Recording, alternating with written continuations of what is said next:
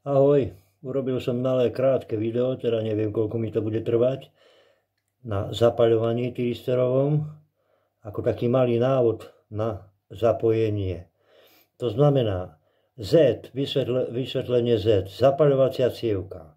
Zem, S je supli ako power supply, proste napájanie. C je každému jasné, že to je cievka, teda indučka, a P je ramienko. Ramienko ako prerušovač, kladívko v češtine. No, takže postupujeme asi tak, že najprv zapojíme ramienko, a to je jedno, kde začneme. Ramienko, ktoré ide na vývod P. Takže zapojím ho na vývod P. Potom ho následne pripojím konektorom na ramienko. To znamená sem. To znamená, neviem tie videá robiť. To znamená sem. Hore. Kde je ramienko. Potom ďalší drôt je zapaľovacia cievka. Zapaľovacia cievka je Z. Zapaľovacia cievka je, myslím, že každému jasné, čo je zapaľovacia cievka na pionieri. Tu musíme v prvom rade odpojiť od kladívka a vyviezť ju samostatne.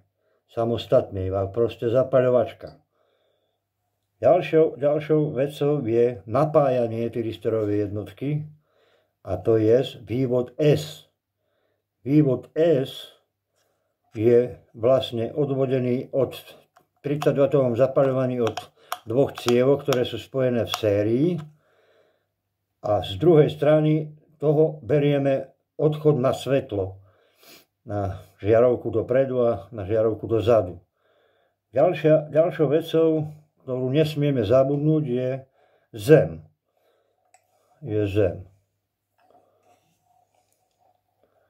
No, nedočahuje mi. Zem je, aj Bože, to nejde voľako, tu krátke drôty. Zem. Označené ako ukostrenie, zemnenie. Moment, sa mi tu zlomila špička akurát. Už som senká dal asi, ja neviem, 30 zapaľování a stále do kolečka. Lebo mi tie drôty ani nedržia. Takže zem, dotiahnem zem. No a poslednou vecou, no odpojila sa mi zem. Joj, ma rozdrapí. Zem, kde si? Tu je.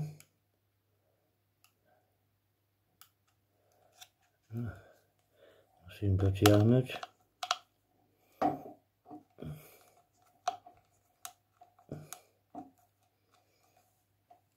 Dobre, dotiahol som a poslednou vecou je cievka, označená C ako indukčná cievka. C, indukčná cievka.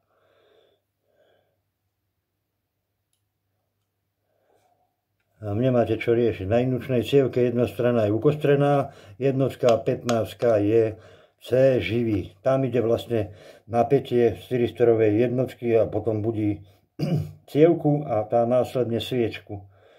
Takže mám to zapojené, celé, 3 drôty. Ešte raz opakujem. Zapaľovacia cievka Z. Potom je v poradí zem, potom je S, power supply, buď ho vyvediete z trúby pri 20W zapaľovaní, alebo pri 30W spojíte dve cievky do série a zo stredu vyvediete napájanie jednotky ako takej. Potom je tá C a potom už je len samotné ramienko. Kondenzátor ide preč, von a ramienko musí fungovať len ako spínač, nič viac. Proste je to iba holý kontakt, ktorú dvíha vačka. A tá dáva signál tyristerovej jednotke, aby odpálila v hornej úvrati. To je celé. Takže položím to naspäť. Neschádzajú mi drôty. Dobre, musím to zobrať. No, takže ramienko, napájanie tyristorovej jednotky a zapaľovacia cievka samostatne vyvedená. Už sa mi to tam proste vyvlieklo, ako to tu stále robím. No a teraz samotný štart. Už nič netreba riešiť.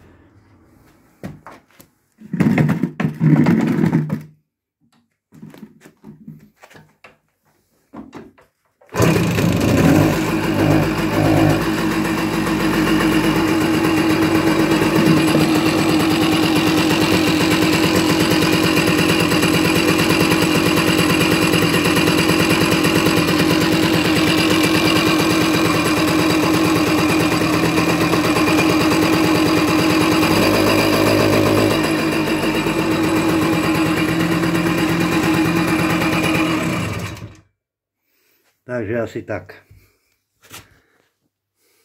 V skratke. Takže myslím, že to zapojí každý. A potom je už len posledná vec. Hore tu na zapaľovačke, na tomto drôte od zapaľovačky vyvediete drôt hore do prepínača, kde ho vyskracujete na zem, aby nešiel signál od zapaľovacej cievky. A vtedy zdochne tyristorové zapaľovanie. To je asi tak všetko. Viacej už neviem, čo by som k tomu dodal. Tak, hodne úspechov.